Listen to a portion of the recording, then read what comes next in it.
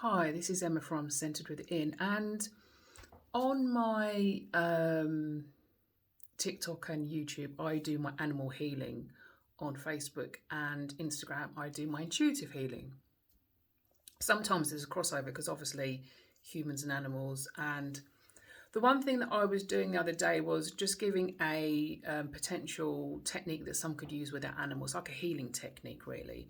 Just very simple. And it's interesting, like when I use the word healing, because I think it can be misused, the word healing. All it is energy. You're using energy to support someone or an animal through that process. Obviously, my level of understanding is a greater depth because of all the training and all the healing processes I've gone through myself. But there's so much available to ourselves that we can do, that we can tap into, and then we can use with animals as well. And this one particular technique that I was explaining, if your animal is in recovery, so they're under the vet or some specialist, or they're feeling off, you can place your hand on or around. And if they choose to stay, then they are willing to take part in it. If they move away, then that's it. It's finished. Because energy is so much more sensitive to animals because they're so much more tuned into their intuition. They feel it so much more than us because we have so many layers of disbelief and everything else, that trauma, pain, grief, all those things that get in the way, that just slow it down, and we don't feel it as much unless you're an empath or sensitive. But there's a reason why.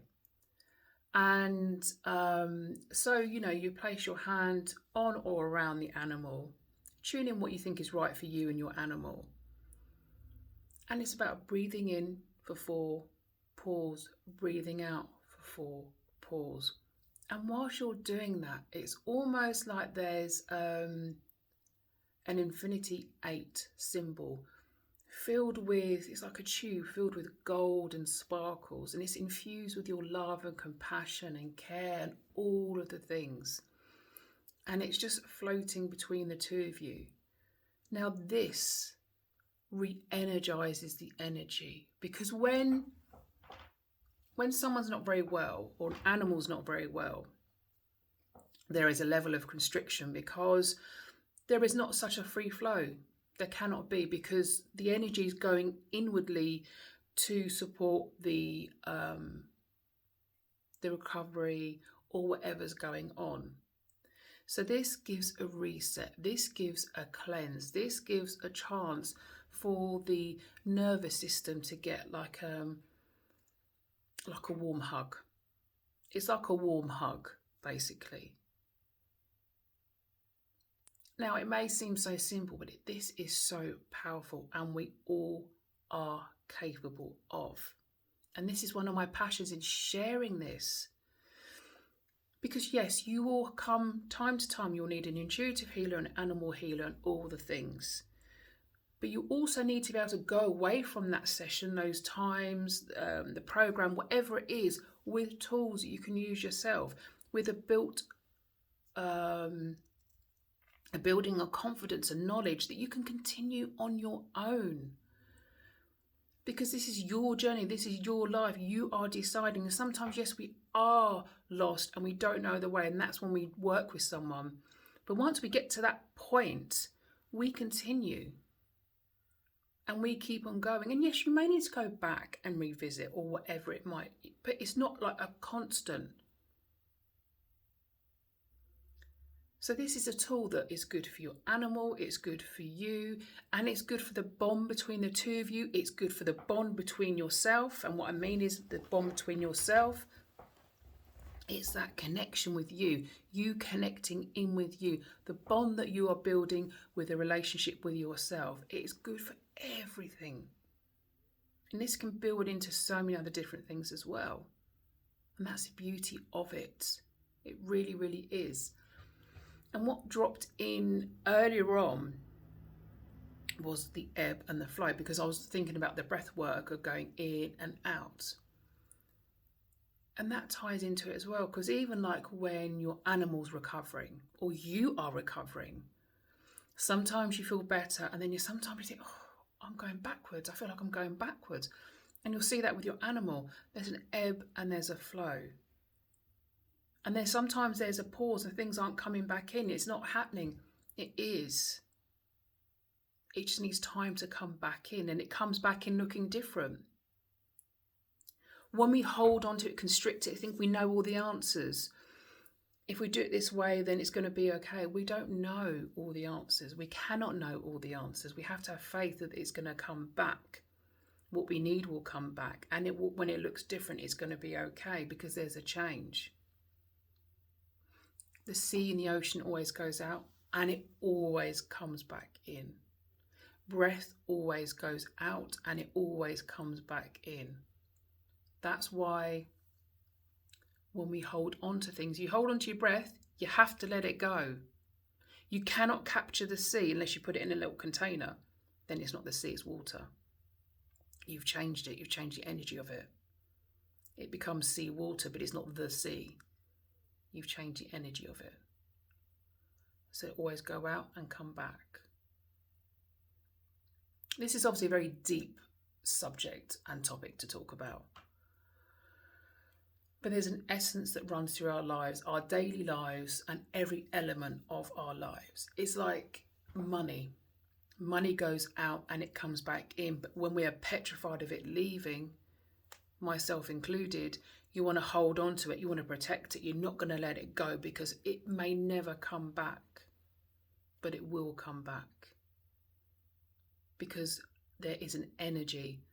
And with every piece of energy that we look at, there is movement. And it will go and it will come back. You know, you think of how many things that when, like I'm about to move again, so I'm already going through stuff and thinking, right, I'm going to recycle that. Actually, I need to buy a new one of those. So it's an ebb and a flow. How many things have you gone through things and recycled them or taken them to a charity place, or it's broken, or you've gone to go and get it fixed, or you've had to buy something new? There's an ebb and a flow. You're in a relationship, but you don't know how the other person feels. So you try and change yourself so that person likes you even more. But allow that relationship to be what it's meant to be. Then you'll find out. Now, this is all easier said than done. I'm an intuitive healer and I've been through a massive, huge healing of 3 years of intensive healing myself. So, of course, if I was listening to me 3 years ago, even 4 years ago, I'd be like, yeah, no thanks. So let's bring all the way back and look at what is available to you now. What is available to you now is taking care of yourself, looking after yourself, nourishing yourself. Now, your nourishment will be different to mine. Mine is going out in nature. Yours might be that as well, but yours might be going in the kitchen and cooking. I couldn't think of anything worse. I love food, but I love it even more when someone cooks for me. I love it even more when I buy the food in and it's takeaway or whatever it might be. Although there's no takeaways around here. Not that I really actually have really got takeaway, but I just love people to cook for me. Because I love food. Put me in the kitchen? No, thank you. But that might be your thing. Going to the gym, a run, drawing, writing. Find the thing that nourishes you, feeds you, allows you to be you.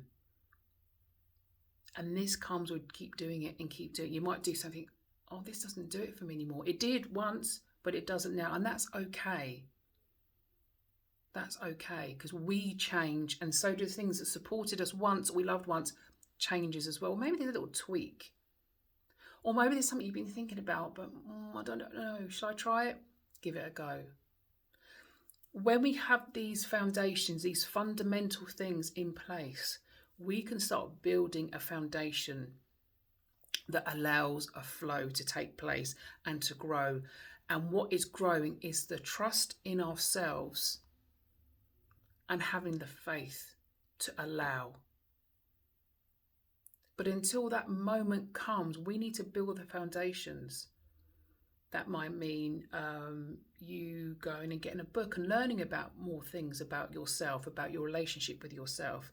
Or maybe it's time to start working with someone, an intuitive healer, a counsellor, a therapist, whoever it might be. But it's a step here and then a step there. And sometimes you think, well, I'm going backwards, but that's just the ebb and the flow. And you'll recognise this more and more and more. And it becomes a part of your